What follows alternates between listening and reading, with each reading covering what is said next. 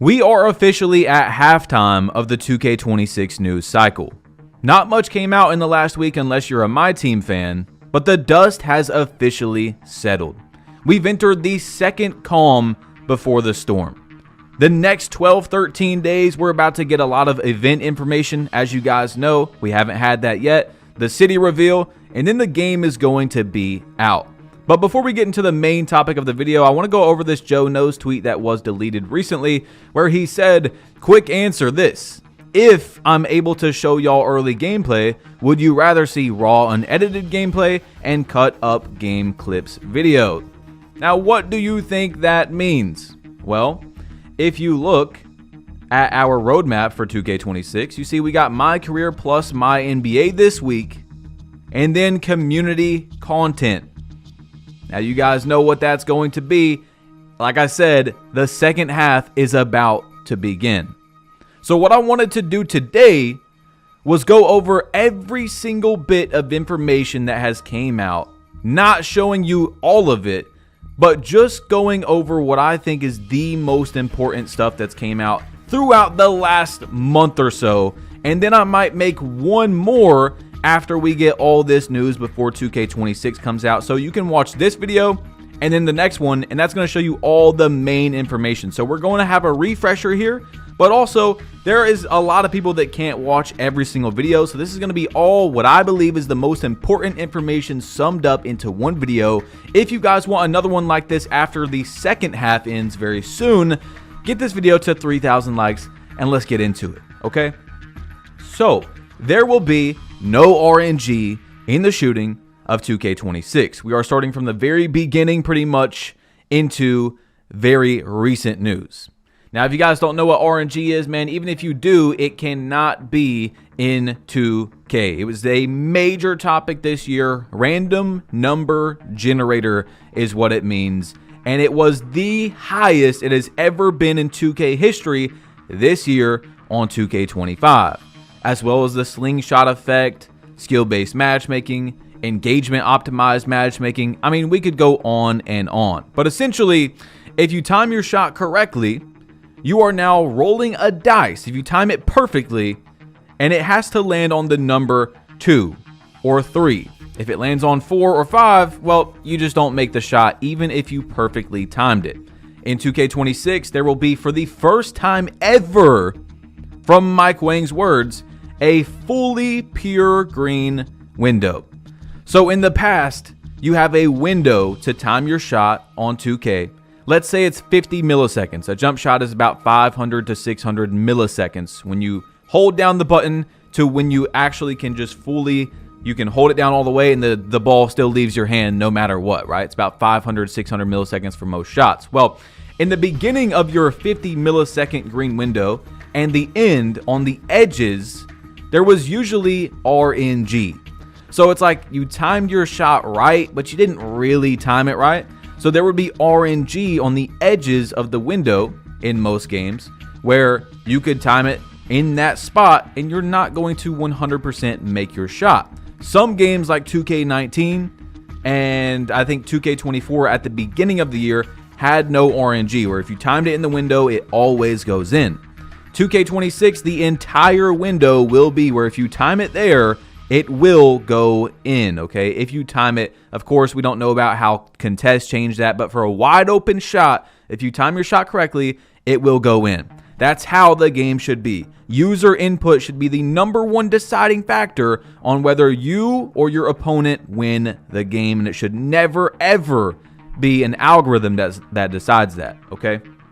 That is a huge topic, so I wanted to go over it for a little bit. Now, we have slow motion Euro steps, where you can hold the left trigger and decelerate. You guys know a lot of NBA players are decelerating these days, okay? So it's going to be in 2K26. We'll see how it works out. Then you also have wrap passes, where you can throw the ball around defenders this year, apparently, okay? We'll see when the game actually comes out.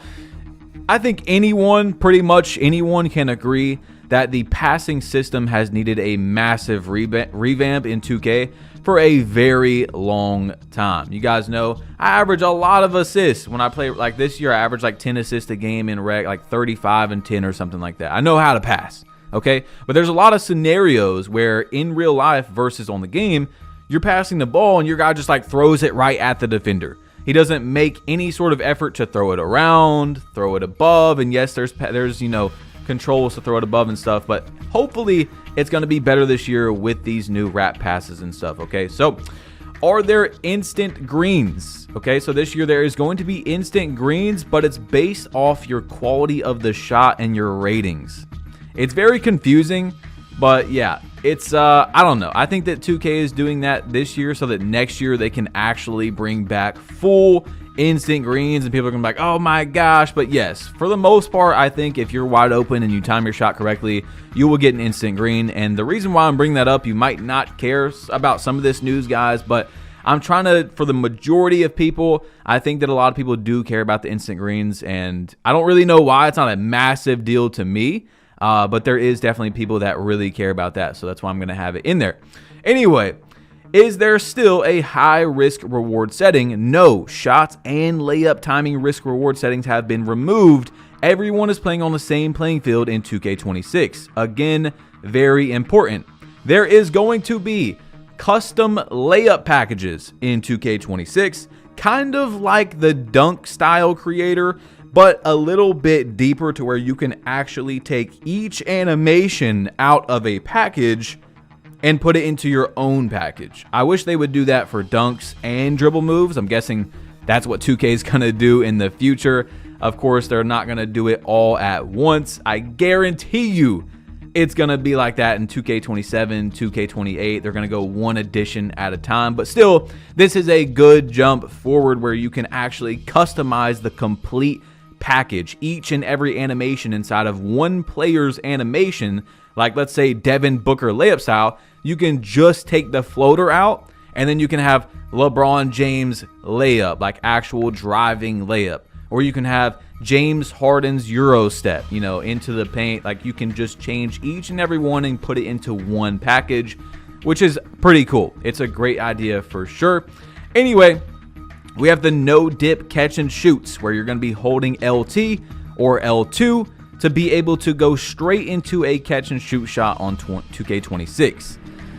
This is going to be an interesting, really interesting part of the gameplay, in my opinion, that people aren't really talking about that much. Like, it's genuinely going to be one of the biggest parts of the gameplay if it works how they are describing it. And I don't see that many people really talking about it, where there's no reason to not do a no dip catch and shoot. And so people are going to be firing that thing off quick. I mean, I don't know what spot up jump shots people are going to have and stuff, so we will see. But Mike Wang does talk about it a little bit more in a minute, so let's just wait till we get there, okay? The dunk meter green window will adjust dynamically this year, just like layups. I mean, it should have done that from the very beginning.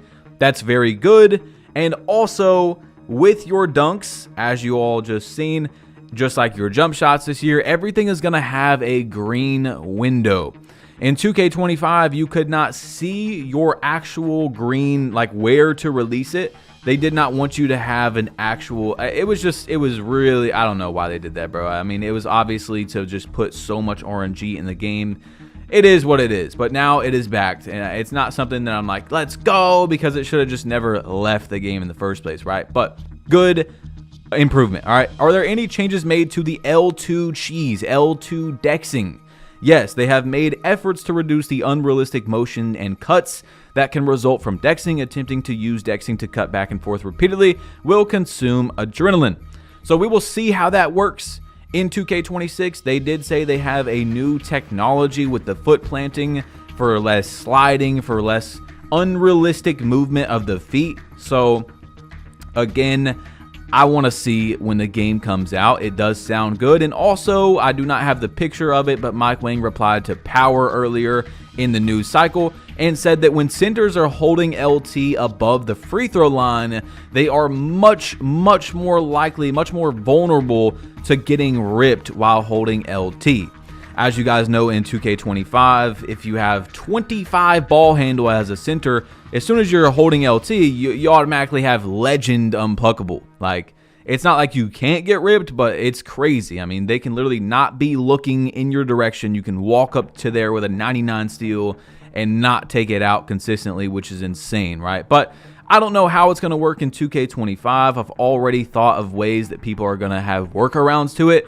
I'm not going to say it because I don't want to get it out there. Of course, it's going to happen, but if we can slow it down, we can slow it. Like, you know what I'm saying? I might speed it up and getting people the idea that I have. I'm not L2, and you guys know I don't do it, but I don't want people to do it. It's just, I can't believe that was the meta this year. It's unfortunate how 2K didn't make any changes to trying to stop L2ing this year until the next game came out. It's really, really bad, bro. I hope that does not happen in 2K26, anything like that, okay?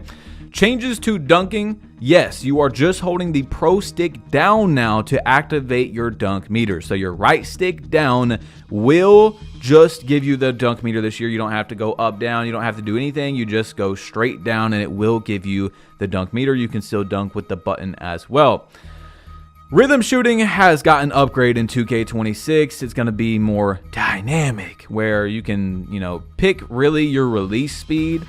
And it's going to be confusing. It's going to be interesting to see. It sounds very forgiving in 2K26 where you can just kind of release it however you want. We'll see when the game comes out. Of course, I have to keep saying that, guys. Please understand that a lot of these things we're just going off of what they're saying. And I don't think that 2K or Mike Wang necessarily has the agenda of like, I'm gonna lie to people before the game comes out. I don't think it's like that. I just think that Mike Wang has a scenario in his head of how things will go, how they will play out, but then when millions of people play the game, it doesn't end up that way, obviously, every single time, because there's a lot of people, and there's people trying to figure out the best ways to do everything as soon as the game comes out. Mike Wang is really just focused on like a simulation game, right? Some people are just like, all right, I got to figure out the best way to win. I don't think he's really doing that in the playtest and stuff, okay? So anyway, people were complaining this year that button shooting was eliminated, basically. If you wanted to be, even close to a rhythm shooter, you had to rhythm shoot. So I don't necessarily believe that. It depends on your ratings, okay? If you have a 99.3 especially, I don't think rhythm shooting was that big of a deal versus the button.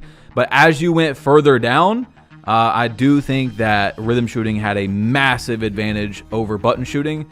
And I'm not one of those people that wants rhythm shooting in the game or doesn't want it in the game. I don't really care. You guys seen, I can adapt to it very easily. I really feel like it's not that big of a skill gap. Like some people make it out to, bro, you're going down and up.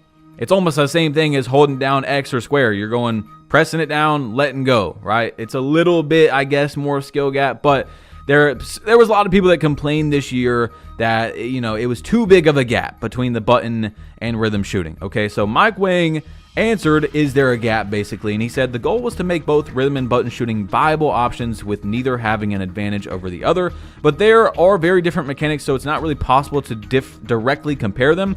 Some will be much better with the button and some will be much better with the stick. Rhythm shooting is definitely more rewarding in my opinion, though. I don't know. I don't really understand Mike Wang on this one. Like, we need percents. We need to know, okay, this year with your jump shot meter off, how much of a boost do you get? Do you get a boost at all for rhythm shooting? We need to know these actual percentages. I know that some people only play sports games, but there's games like there's so many games, Elden Ring, even Call of Duty will show you how much an attachment increases your range or increases your damage. I would really love to see, and I've talked about this for years, once or twice a year, not very often, but where we can see, hey, catch and shoot on silver versus catch and shoot on gold gives you this much of an increase to your green window or something like that. I would love to see the actual stats. 2K Labs does a pretty good job, 2K Toots, but I want to see it from 2K themselves. 2K Labs, 2K Toots, they're only two or three, there are only a few people. So it takes sometimes the whole year goes by and we don't get a test on something that I would like to see. And yeah, it's unfortunate. I would love to see all the stats right away. Yeah, I don't know. I could go on and on about that, okay? But Are there any changes to dribbling? This is a big one for a lot of guys that care about dribbling. Dribbling has changed a lot in 2K26. Branching and chaining moves will generally feel more responsive, and you can interrupt, cancel more moves than you could in 2K25. We made an effort to make dribbling faster and the inputs more responsive as well. You'll find some great new content as well, blah, blah, blah, the Scottie Pippen behind the back. So dribbling is supposed to be more responsive. You can cancel out of more moves. It's supposed to be faster. And on top of that, what we haven't talked about yet is the game speed is officially, and see, we get a number on this, like an actual number. I would love to have actual numbers on everything, Mike Wang. But the game speed is officially, as of now, 10% faster than 2K25. So you can go on 2K25 and take the game speed up from 50 to 55 because that's a 10% increase. I said that in another video and people were like, what? 10% increase would be 10. No, 10% of 50 is 5. Anyway, go throw it on 55 and you'll get a kind of feel. Of course, it's not the same game. It's going to be a different game. Movement, all that type of stuff is going to be different. But a little bit of a feel for how the gameplay speed is going to improve. Okay, so is the size of the green window different for no dip, catch, and shoots? And this is the only one we have from Mike where he says, yes, it is the same as a regular shot, but it's possible this could change in the future. Now, I've talked about this in a few videos, how I don't feel like that makes a lot of sense in terms of a 99 three-point player like Steph Curry and someone with a 65 three-point can do a no-dip catch and shoot with the same efficiency and the same green window as a regular shot.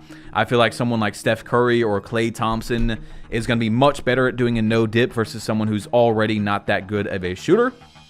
But I have actually seen a guy comment a few times now every time I bring it up, and he's like, well, yeah, but the advantage or the disadvantage you do by being able to do a no dip catch and shoot is you have to be perfectly, you have to be standing still. So it creates less, chaos around the court where people are dexing around and moving for no reason. People love to do that in the rec where they think the entire team has to be moving or it's not real basketball. Oh, I made a build, I got to shine as well. It's crazy. They actually play the opposite of what they think is team basketball. Your whole team does not need to be moving at one time. You don't need to be sending 4 cuts of play. If you're a smart player, you know how to stop. Okay, they're going to cut this play. They're going to cut the next play. He's going to cut every single play, right? Sometimes you need to switch up the offense. Stand still for a little bit. Let a play roll out. Let one guy's come over from the top, from the elbow, take an off ball. One guy cut. Do a Fifi. If you guys know 2K plays, switch it up. You don't got to do the same thing, but also you're getting rewarded for standing still is basically what I'm saying. All right. You can do pick and pops. You can do a quick slip.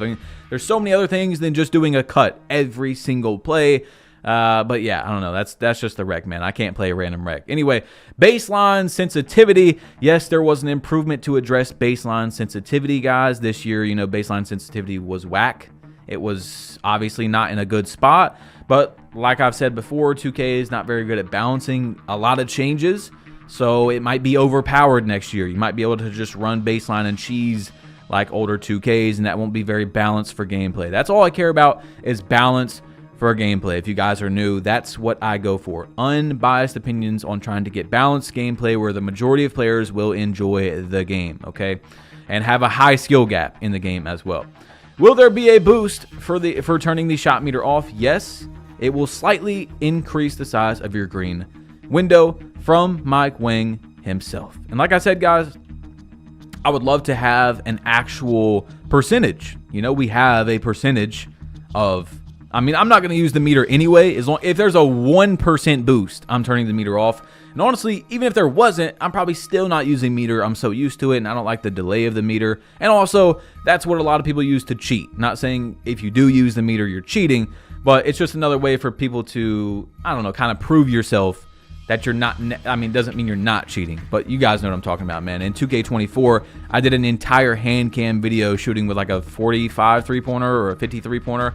I might have to do some more of those in 2K26 because, the cheating accusations are going to be insane with a pure green window. It's going to be wild out there. But anyway, are there any changes to pluck steals and lane steals? On-ball steal targeting and steal animations have been improved to reward defenders who position themselves well and anticipate the dribbler's moves. the canned animation pluck steals, meaning like an animation plays out and you can't do anything about it. Basically, it's just a whole animation that has to play out, have been almost entirely disabled. Pass interceptions have been tuned a bit, but are similar in effectiveness to 2K25.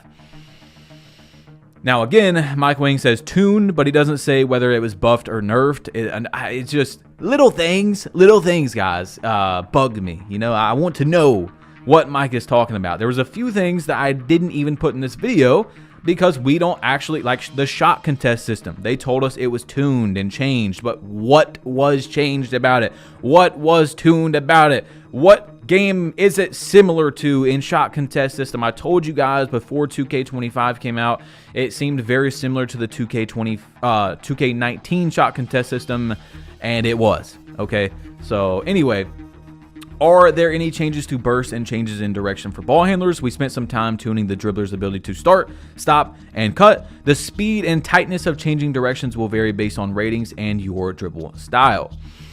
Now, guys, please remember that just last year, before 2K25 came out, they told us that, you know, I forgot what the picture was in the gameplay trailer where it was like quick stops and, you know, dynamic foot plant, whatever it was, and it just isn't true in 2K25.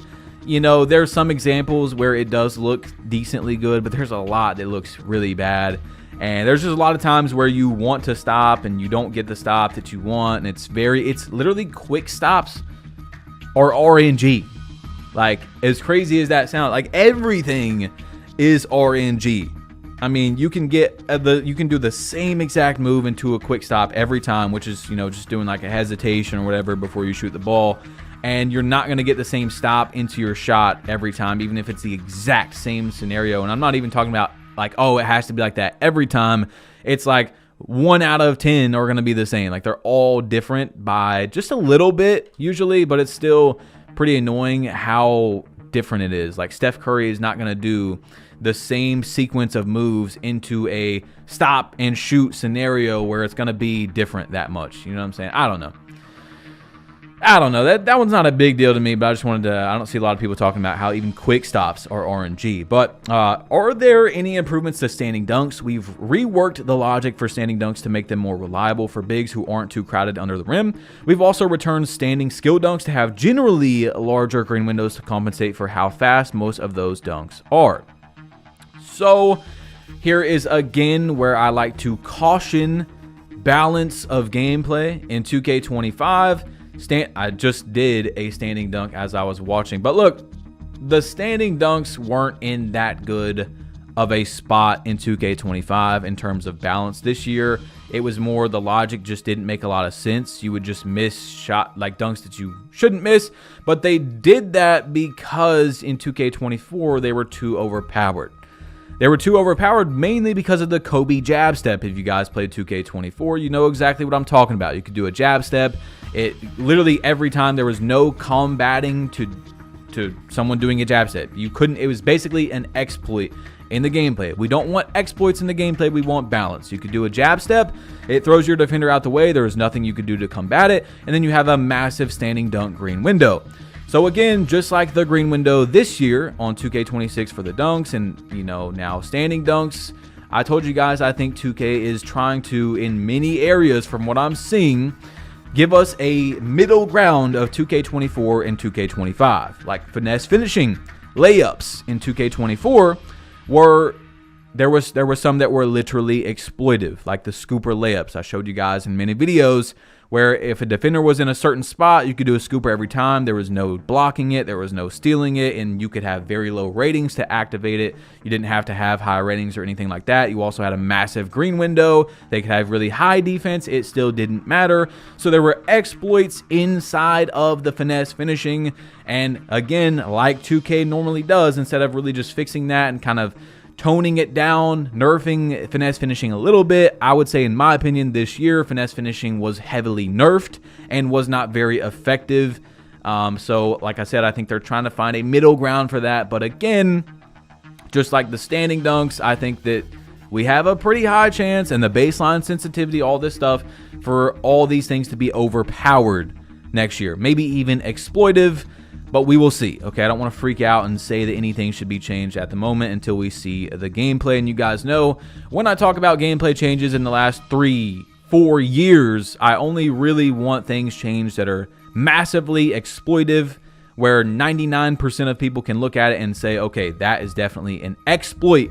All right, it is not something that should be in the game, not something that's like, oh, I think shooting should be a little bit better or shooting should get nerfed a little bit. I don't focus on those things. I like to focus on actual exploits like the L2 cheesing. And at the beginning of 2K25, I think the only thing that I really called for being changed, like actually saying, hey, this has to be changed, was the close shot exploit, where you could green 10 very tight close shot post fades in a row without even having to time it. Okay, I give my opinions on some things that I think, okay, like in the beginning of the year I said, hey, I don't think the dunk meter logic is in a good spot.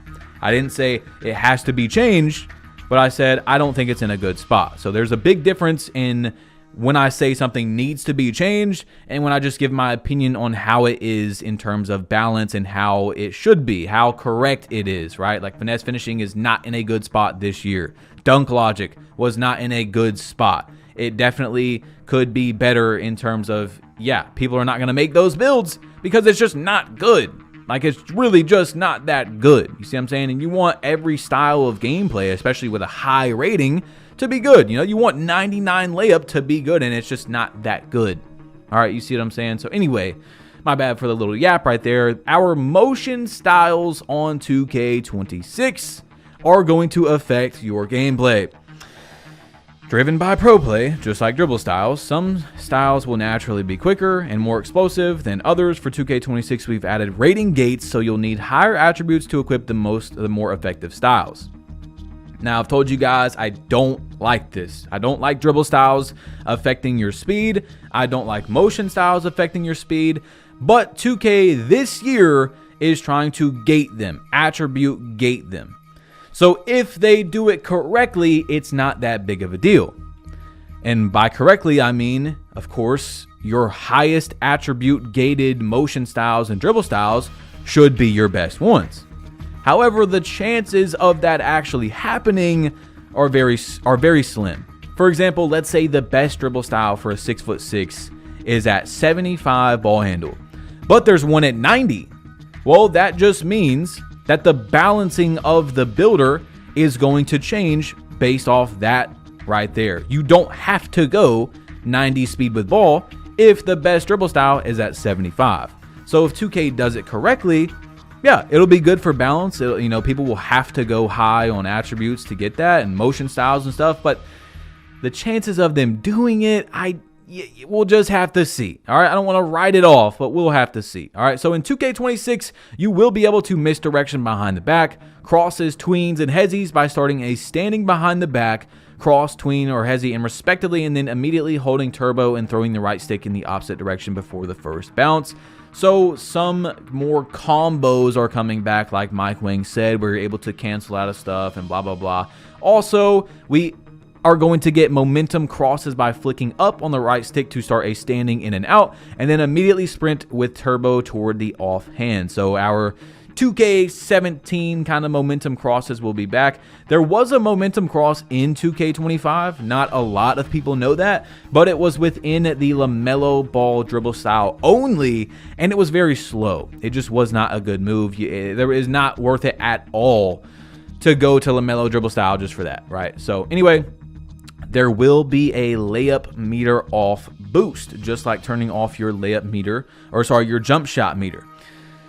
Again, I really wish we could get percentages. That would be great. So now into our kind of newest news that we've got so far. Our builder is going to have 3 max plus 1s as of right now. Some people are saying there might even be 4 and 3 max plus 2s. This is some of the biggest news of the entire video. Then as you see in the bottom left, you have the clutch gene. The clutch gene takes a badge's current level and raises it by 1 in clutch moments near the end of games. The badge does not need to be maxed. Now here is the next thing. Your clutch gene is only going to be for Season 1. Then in Season 2, we don't know exactly the order, but for example, you're going to have hot start in the next season, as you guys see in the top. Badges equipped with this perk will be boosted 1 tier beyond their max potential during the early portions of the game, and in the next season you'll have Takeover Surge, which is badges equipped with this perk will be boosted 1 tier beyond their max potential while you have Takeover level 5 active. So there's going to be a lot of different boosts for your badges in 2K26, creating a lot more kind of overpowered builds. The builder in 2K26 right now is looking very, very similar to 2K25, which I'm okay with. I think that, you know, we have freedom, quote unquote freedom, instead of pie charts, and there's really not much 2K can do besides get it down more polished and correct. Like the L2 cheesing this year was perfect for we could talk about it for 10 minutes, was perfect for everything. RNG, but also the builder. It didn't tether animations correctly in terms of the L2 cheesing guys. Like they can have 99 speed, 99 acceleration, and they don't have to have ball handle past like 70, and they have really low speed with ball. So that's how they're able to make these super crazy builds, which doesn't eliminate L2 cheesing if they weren't able to do that, but it wouldn't make their builds as good. They can have 99, they're making 6'4" with high steel, 99 speed, 99 acceleration, 99 3, because they don't have to upgrade certain things like ball handle and speed with ball very high, which means because they don't tether correctly. Tethering is just where you upgrade it, like speed, and now it makes something else upgrade. You know, you guys are used to the builder in 2K25, 2K24. Tethering has been in the game for a while. So there is custom takeovers in 2K26. They've said it is the last reward in the takeover section. You can build your own takeover, but we don't know when you're going to unlock it. So it could be pretty far into the legend grind.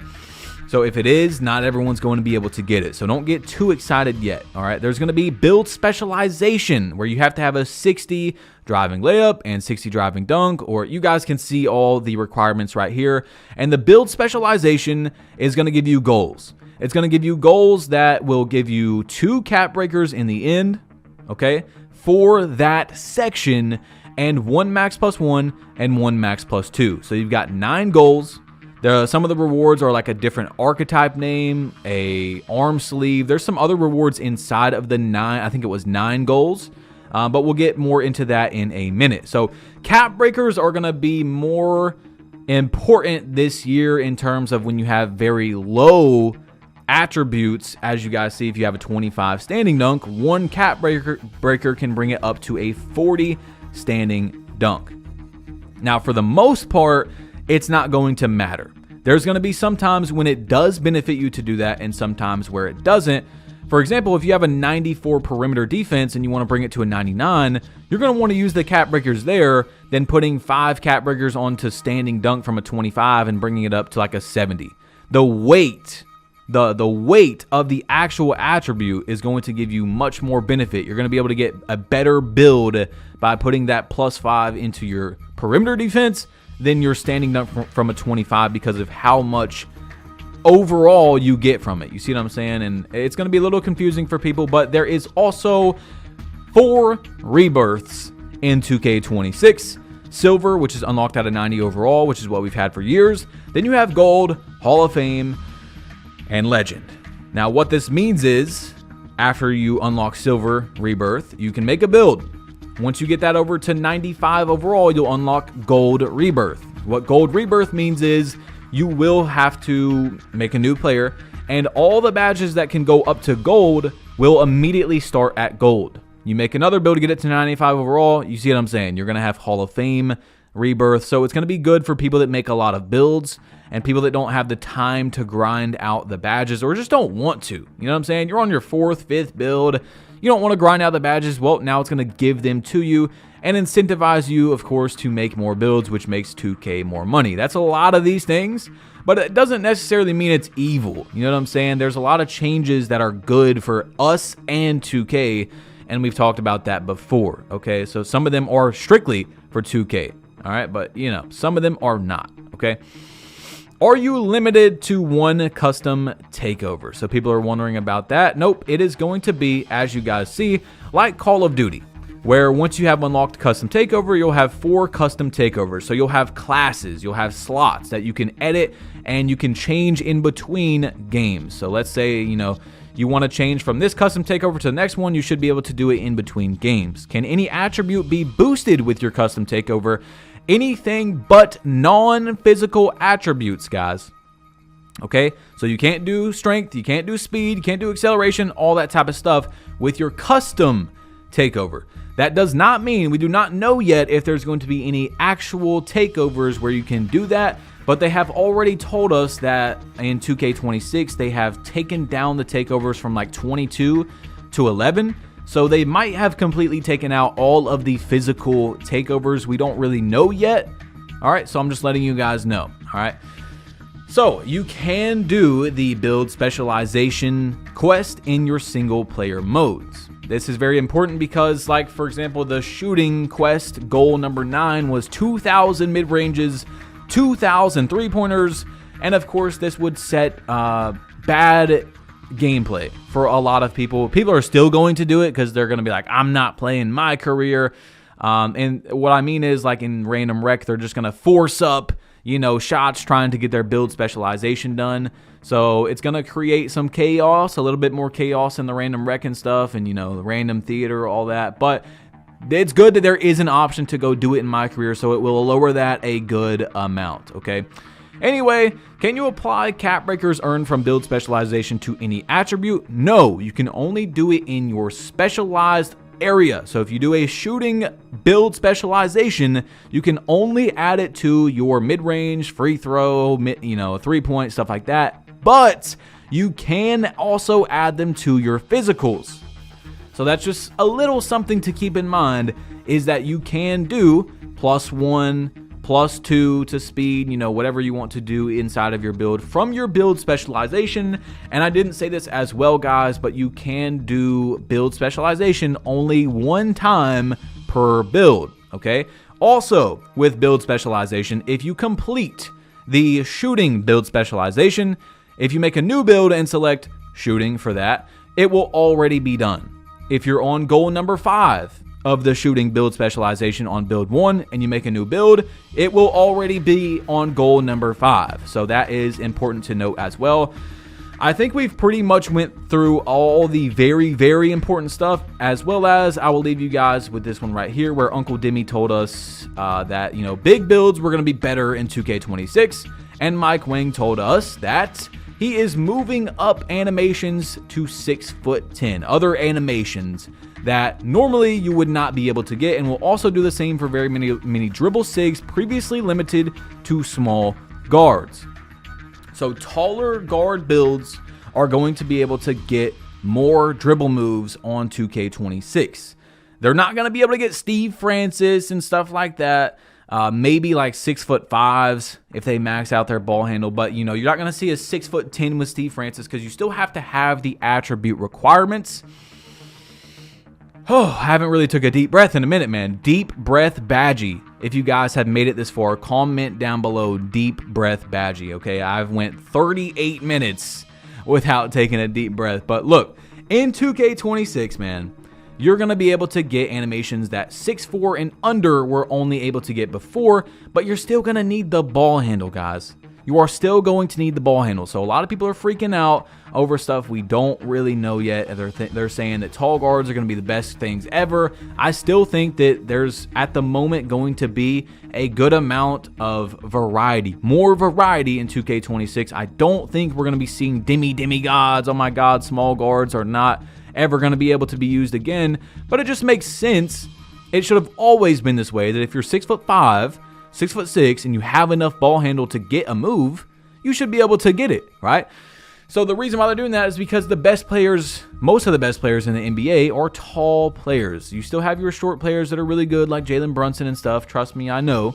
But like, the 2 finals, NBA finals PGs were Shea and Tyrese Halliburton, 6'5", 6'6". I mean, you could keep going. Like, the best guards in the league, a lot of them are tall now. A lot of the best players are tall. A lot of tall guys are dribblers. They can dribble. They can get shifty with it. You got KD. You got Chet can dribble. Wemby can dribble. So it just makes sense that there's going to be a little bit more variety for tall people that want to still be able to dribble. Like, it just makes sense that you can make a tall build that can still move a little bit. I'm not saying left, right, and dribble out the shot clock, but it just makes sense that you can still be shifty. You're not just, no one, for example, in 2K25, in any competitive mode uses anything over 6'4". Even Joe knows, primarily throughout almost the entire year, has used a 6'4" or under guard build. That's how you know it is bad, okay? That's how you know it's really bad, when Joe is not out there using a LeBron James build in Comp Pro-Am and stuff like that. So guys, if you didn't see the last video, man, click right here, tap it, it'll take you to that video. I hope you all enjoyed. This was really interesting, man, but I'm about to leave, so you might as well click or tap here. There's a lot of news inside of this. You might as well, and I'm leaving. Go, go, go. Peace.